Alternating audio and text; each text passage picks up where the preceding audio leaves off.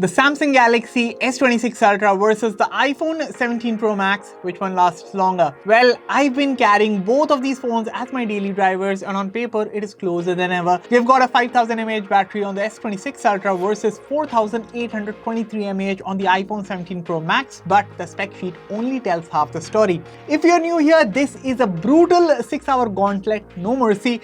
To keep the battery drain test fair, I've leveled the playing field. So same Wi-Fi, 5G SIMs are active, brightness is locked at 500 nits, audio is set at 50%, refresh rates are set to adaptive 120Hz, and both of these phones are sitting at 100% charged.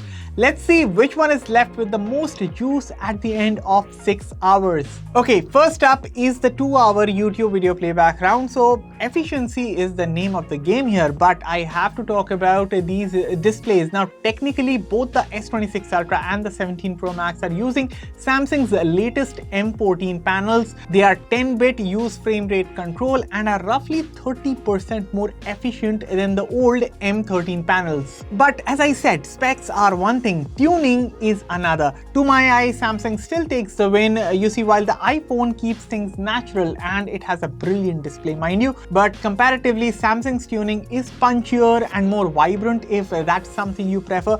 Now you might also be noticing right now that the iPhone looks a bit dimmer, but remember, it's not the case. They are both locked exactly at 500 nits. It's just that the S26 Ultra's display contrast is doing the work here. Interestingly, in the Digit test labs, the iPhone actually hit a higher HDR peak at 1940 nits compared to the S26 Ultra's 1825, but out in the real world, especially when you step outside, the Samsung panel just looks brighter and more alive. With that, the first round is in the books. The iPhone 17 Pro Max is holding a slight lead at 89%, while the S26 Ultra is sitting right behind at 86%. It is a close start, but let's see if that lead holds as we ramp up the intensity. With that, it is time to move to the heavy lifting. 1 hour of video recording split between the front and rear cameras, and this is where things usually start to heat up. While we roll the recording, here are the camera specs of both smartphones. On one side, the S26 Ultra is packing that massive quad camera setup, a 200 megapixel main sensor, 50 megapixel ultra wide and dual telephoto lenses, a 5x 50MP and a 3x 10MP.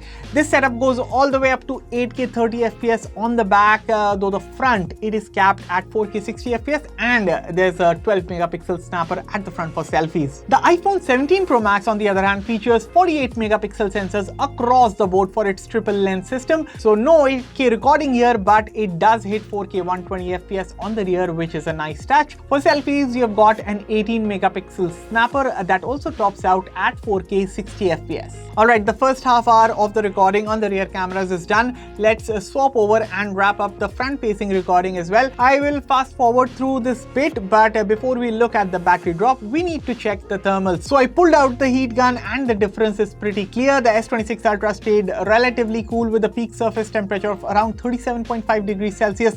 The iPhone 17 Pro Max ran quite a bit hot here, touching 42.2 degrees Celsius, and after 3 hours of non-stop testing, the iPhone 17 Pro Max is still holding its lead with 70% battery left, while the S26 Ultra is sitting at 66%. Alright, time to run some benchmarks. This round is going to take a serious toll on the battery, but it's the best way to see how well tuned the hardware really is. First, a quick look at the specifications. The Samsung Galaxy S26 Ultra is powered by the 3nm Snapdragon 8 Elite Gen 5 chip for Galaxy, paired with up to 16GB RAM and 1TB of storage. The iPhone 17 Pro Max, on the other hand, is powered by the 3nm A19 Pro chip paired with 12GB RAM and up to 1TB storage. Starting with Geekbench 6, the results are quite surprising. The S26 Ultra pulled ahead in both single-core and multi-core performance. The iPhone 17 Pro Max trailed slightly behind, and it looks like Qualcomm has really closed the gap this year, actually overtaking Apple in raw multi-core grunt. Moving to Antutu, the S26 Ultra absolutely runs away with it, clocking a massive 3.38 million compared to the iPhone's 2.28 million.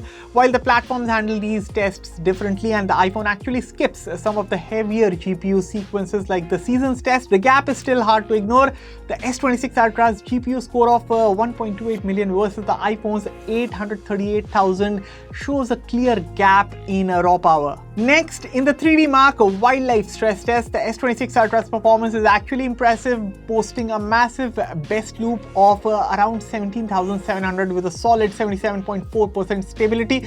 Although the iPhone 17 Pro Max is the king of consistency, now while the best loop was lower at around 10,000, it barely budged with 97.6% stability. So while Samsung is pushing crazy frame rates of up to 148 FPS, the iPhone just locks in and refuses to throttle, showing a clear divide between Samsung's raw peak power and Apple's steady endurance. Finally, I also ran the Solar Bay Extreme stress test to see how these two phones handle ray tracing over 20 minutes. The iPhone 17 Pro Max is a beast here, putting up a massive 1857 best loop, but the S26 Ultra holds its own with a very respectable 78% stability. So while the iPhone gives you more power up front, the S26 Ultra proves it can go the distance without losing its cool.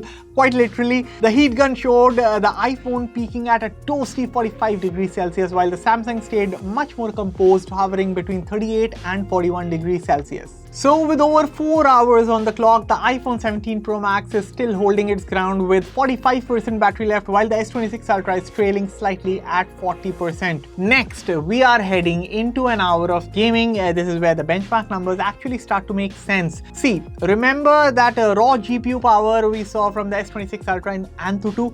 It really shows here in this round. Gaming on this thing is incredibly fluid, and those high frame rates make all sorts of titles from BGMI to Genshin Impact feel more aggressive and responsive on the S26 Ultra. It is clear that the Snapdragon 8 Elite Gen 5 is just a beast when it comes to pushing performance to the limit. Now the iPhone 17 Pro Max, true to its stress test results, is the definition of stability. It might not feel as raw as the Samsung, but it is buttery smooth with no frame drops. However, thermals are still the story here. Just like in our benchmarks, the iPhone runs noticeably warmer under load, while the S26 Ultra's cooling system does a much better job of keeping the surface temperatures down. It is also interesting to see that even though the iPhone is technically more efficient with its battery, it works much harder to keep up with Samsung's performance. So with 5 hours into the testing, in a surprising turn of events, the S26 Ultra didn't just close the gap, it actually snatched the lead.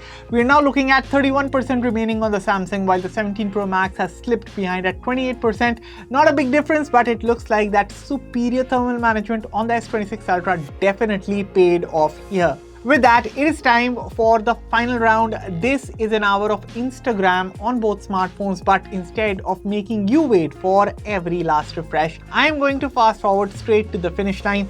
And we have a winner. It's a tight finish, but the S26 Ultra takes it with 25% battery remaining, while the iPhone 17 Pro Max ends right behind with 21% battery left. Here's the hour-by-hour breakdown of the battery drain test results of both phones on your screens. And you know, it is a fascinating result because it really highlights two different philosophies of efficiency.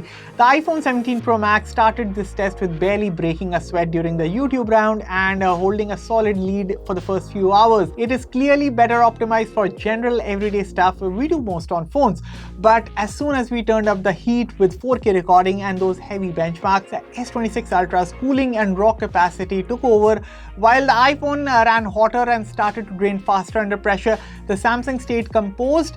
That thermal efficiency is likely what allowed it to not only catch up during the gaming round, but actually cross the finish line with 25% left compared to the 21% on the iPhone. At the end of the day, you really can't go wrong with either device. If you want an incredibly efficient phone, the iPhone is a no-brainer, but if you're a power user, the S26 Ultra's ability to stay cool under load does give it a definitive edge. And that's all for this battery drain test comparison between the S26 Ultra and the 17 Pro Max. Share your thoughts about these phones in the comments below, and I'll catch you all in the next one. Thank you for watching.